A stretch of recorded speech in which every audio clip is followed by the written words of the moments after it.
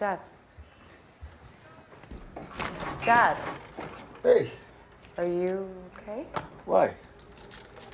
You seem sort of... No, I'm good. I'm good. This is good. You want some? No. Okay. Do you really think you'll be ready for opening tomorrow? Yeah. Yep. Yeah, well, I mean, previews were pretty much a train wreck. We can't seem to get through a performance without a raging fire or a raging heart on. I'm broke. I'm not sleeping, like, at all. And this play kind of starting to feel like a miniature, deformed version of myself that just keeps following me around and, like, hitting me in the balls with like a tiny little hammer. I'm sorry, what was the question? Never mind. Hi everybody, I'm Peter Travers and welcome to Popcorn, where we tell you what is happening at the movies. And there's a movie that's been happening, called Birdman, starring Michael Keaton as a washed up Hollywood actor who once played a superhero who's gonna come back and make his name again, this time on Broadway. It's just one hell of a great movie, and a lot thanks to this gentleman here, Michael Keaton. Thank you. So welcome. Thanks. Welcome. But I have my little Birdman here. This place is horrible. Smells like... Yeah. This is perfect. That went off in the cab this morning, and the cab driver took offense. But I blame you. And do you cue it for I don't, the I appropriate... just, it's a surprise. There is Really? there's not an appropriate So thing you on can- this. no. Anyway, the same cab driver that listened to this, I told him where I was going, and I was talking to you. And he had seen Birdman. Oh, wow. Over the holidays. Really? Yes. And he said... How many consonants were in his name? No, I think his name was like, Like- Jack with Really? something else. Yeah, it was like really simple. It was Wow. really simple. Nah, he wasn't a cab driver. He was... But he had this was question, Uber. and so I'm asking it. All right. And you've been asked questions This like it, comes but from a cab driver. What a he great put idea. it great. He just said, I saw that movie and asked Keaton if he has Batman in his own head, and if he talks to him, and if he talks to him, what does he say? Good question, and the answer is no. Well, that's just so saddening. You know, he's going to be so sad I if know. I ever see him again. Yeah. Yeah. No, I don't. Who's in I your don't. head then, Michael? Who's Who's talking to you? Well, all kidding aside, I think we do. Alejandro says this all the time. He says, we all have a Birdman, which is true. We all have this thing, where you have these little moments that, and it's not always a negative thing. I don't think. I think sometimes, like in the movie, Birdman, just because he's, devilish and mischievous and negative, he also tells you the truth sometimes. He's not always lying, in the movie. A lot of what he says is pretty accurate. Explain a little about how this movie was shot, because this is not your typical movie. You're shooting it around a theater on 44th Street in Manhattan, because that's where your character Riggin is doing this play, this Raymond Carver play. But you're shooting these long takes. Yeah. So you can't screw up. Some of the scenes were, I don't know, 12, 13 minutes long, and which is an eternity when you're doing film, because you know how it works. We will just shoot you, then it'll come around and shoot me, then we'll shoot you tight, and then we'll shoot that angle. We had no luxury. Basically films, and I don't think this is a terrible thing, are made in the editing room. I actually have tremendous admiration for editors. They're kind of geniuses. And they can take, a beautiful couple words of a take here, and then they can come around and shoot you here, and maybe they'll just do a thing where you look, and all of a sudden they structure your performance, and you think, thank God, because I wasn't that good in that scene. You have all of that. You don't have any of that in Birdman. You have none of that. You have none of that luxury. Nobody did. It's a remarkable thing that he put together, not just because of that, but to deal with so many things, so many levels, and so many thoughts, and do it in an insane way, and do it in a really funny way, and who attempts anything like that? Well, you say funny too, because it's nominated as best comedy of the year, and yet your character Riggin is pathetic, suicidal sometimes. He's a complete wreck. He's a mess. Totally. He's trying to get something that he doesn't even understand himself. Right. And Which I always find kind of funny. you do laugh. You do laugh, But yeah. at the same time, Oh, it yeah. seems like, ooh. Yeah, it's heart-wrenching. It's you know, every time, it's funny, it's a comedy.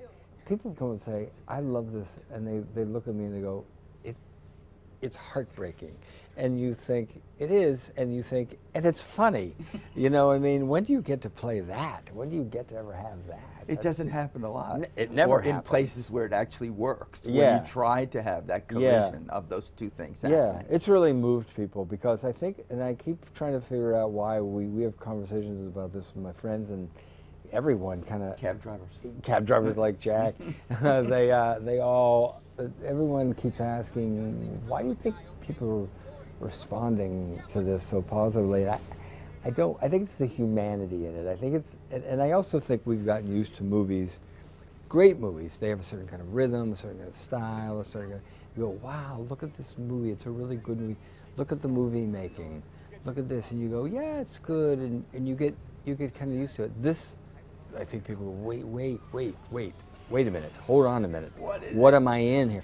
Because you're a participant. You don't have a choice. You know, I told somebody the other day, this is the kind of movie that, you know, it knocks you, you hear somebody at your door, it grabs you around the throat, and it drags you out of your house, and it takes you, pulls you in and says, you're coming with me, and there's no turning back, you know, and people dig the ride, you know. When people live with a career like yours, Yeah. they do have those favorites.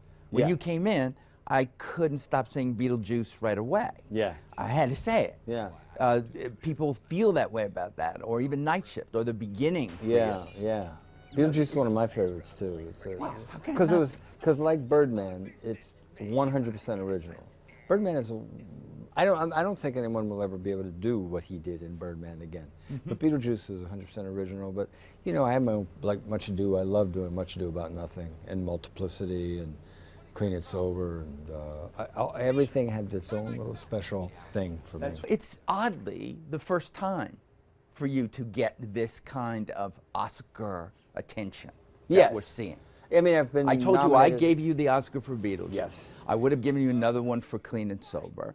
And I'm somebody that actually saw and liked The Merry Gentleman, a Yes, movie thanks. you directed. Yeah, I remember Now, you wrote a nice little thing. Yeah. The odd thing about this is a lot of people are calling this your comeback, as if you had vanished Right. for all that time. Yeah. But as recently as Need for Speed, where you were this racing DJ, there you were. Well, So yeah, and why and do they think RoboCop, you've been gone? Yeah. RoboCop and Larry David's movie, you know, Clear History, and no. I've been, but I kind of was. I do kind of drop off for a while because I've got life to live. You know, I've got other interests. That's just wrong, you know. What? I've got a life to Yeah, live. sorry, you're right. This is not what this is about. No. You're right. You're on a ranch in Montana. What's a day like for you when you're not working? When it's not Michael Keaton working? What do you do there when you get up in the morning? What Well, happens? often you're doing a little bit of work because there's something usually to be done that doesn't take all day, and it's not like I'm a hardcore, you know, it's mostly a gentleman's ranch and most things are handled by other people. I also have simplified it so much there's really not much that needs to be done. But there's always something that needs to be taken care of or addressed because it's a sizable hunk of dirt, you know, and I might be doing business, because you can do business from anywhere now. I might be in there 3 hours just kind of dealing with things and getting on the phone doing that. So there's your morning gone, and then the guy. That's not what I want to hear. No, then the guy may I come wanted by. you to be, on a horse or Right. So fishing. And you are, but not all day long. Not all And day. sometimes you are all day long, and it just, the time just goes by, like hours go by, then days go by, then weeks go by, and people will think, what do you do there? And then they come up and spend a couple of days with me, and they go, oh, I get it. This time went really quickly. When you look back at the movie, Yeah. you're looking at you and not saying, again, this is my best moment. I'm just looking for a moment that resonates with you personally that has nothing to do with what Alejandro is setting up. When you look at the movie yourself. There is one little piece where it's exactly out of my professional life, like about a minute of the scene where it's just me. I didn't even have to think about it. I said, when we were doing it, I thought, oh, I remember this. People keep thinking, well, this must have been easy because you played Batman. Batman was a non-issue, you know. It was like, frankly, the whole Batman thing was really Bruce Wayne. It wasn't Batman. And that, for me, I wanted to know about Bruce Wayne, and the rest was this is kind of fun. I got to figure out how to act in a big giant rubber black suit. I don't know how I'm going to do that, but that's really what the main work was. So that scene that I have with the journalists, 100% Michael, me. 20 years ago, I said no to Birdman 4. That's why. Birdman 4! You do Birdman 4! Because I remember people talking to me and me thinking, I can't believe people care one way or another about this. It is amazing to me that people care one way or another. I once was doing an interview right when these horrific things were happening in Africa, and a guy was talking to me about who's going to be the next Batman or the Thing or Hawkeye. And I just that morning I said, I was reading the paper, I said, did you read the paper this morning? And he goes, no. He says, no. And I said, they were literally in Rwanda, bodies like a log jam in a river, human bodies. And I said, do you think I give a who's going to play Batman or what?